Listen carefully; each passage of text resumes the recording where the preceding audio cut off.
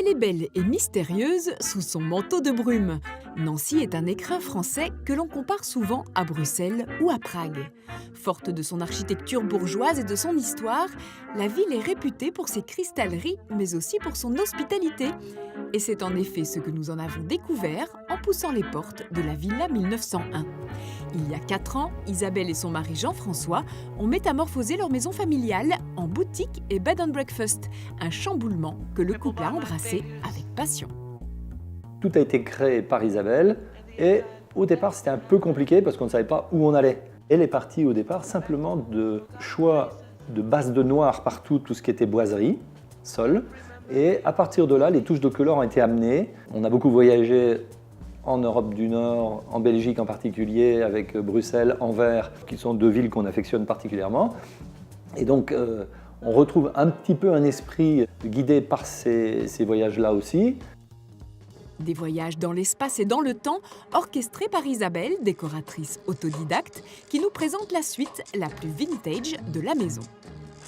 Celle-ci, c'est la plus grande suite. Vous avez un vrai salon, une chambre et une salle de bain-douche. C'est vraiment un mélange d'années 50, de design et des objets, on va dire, nomades. Et voici un petit fauteuil aux lignes des années 50, recouvert d'un tissu berbère, ou encore dans les anciennes chambres des fils d'Isabelle, situées au premier étage, des parfums d'Asie qui sont apportés par quelques objets de décoration placés dans un cocon chaleureux mais pas étouffant. Cette chambre, la salle de bain aurait été borgne. Et éviter ça, j'ai pensé à un système de verrière, comme on voyait à l'époque, souvent pour des cuisines. Et je me suis dit, pourquoi ne pas faire ce concept-là dans les salles de bain ? Dernière étape de notre évasion, le Mont Blanc.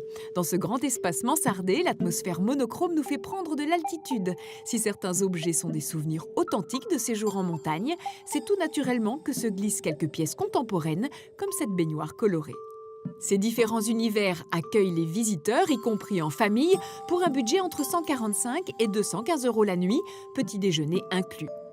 Et si la touche déco de votre hôte vous a convaincu, vous pourrez rapporter vous aussi un souvenir de votre escapade à Nancy en passant par la boutique qu'Isabelle a ouverte dans une annexe de la maison.